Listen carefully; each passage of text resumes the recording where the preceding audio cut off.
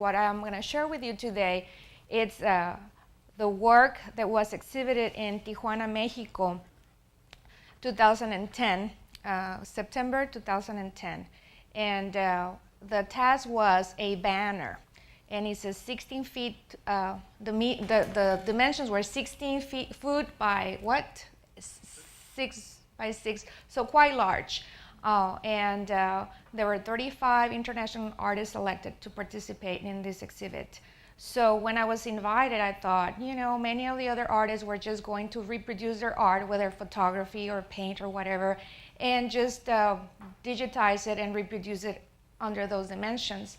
That would have been a very easy way out, you know, just select your signature painting or photograph or whatever and reproduce it.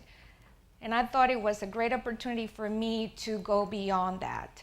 So precisely, I was setting up an exhibit in Piedras Negras, and I started driving back and forth from San Antonio to Piedras Negras, and it was just amazing just to see. I mean, I grew up there, I've been there millions of times, but all of a sudden, I just realized that that was my next project.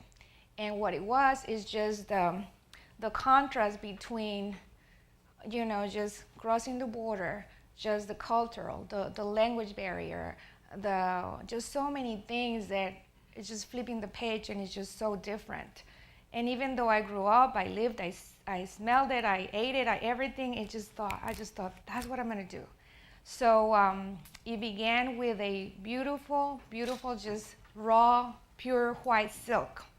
And for 21 days, I destroyed it, neglected everything you can think of to just try to ruin it. We live in the 21st century, so 21 was the reflection of the whole title of the piece. 21 days, each day representing a century. And then after the 21 days, I was determined to reverse the effects of the damage. Of course, I knew it was going to be impossible. So I just knew the beginning and the end, but I didn't know what was going to happen. And then the end of whatever the end result, that was going to be my banner that I was going to send to the exhibit in Mexico. So I thought, you know, well, I don't know what's going to happen. How am I going to tell the world what happened? So I just decided that I was going to document it. So I put a camera, and whenever I felt inspired in the middle of the night, at 3 o'clock in the morning, at 1 p.m. in the afternoon, I just played, put record, and worked on it.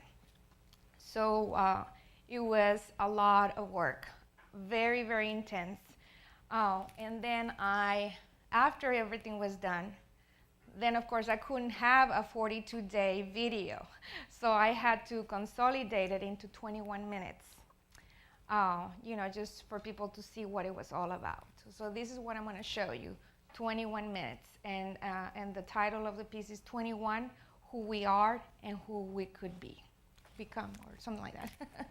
So I hope you enjoy it. I don't know if we can dim the lights a little bit. Thank you.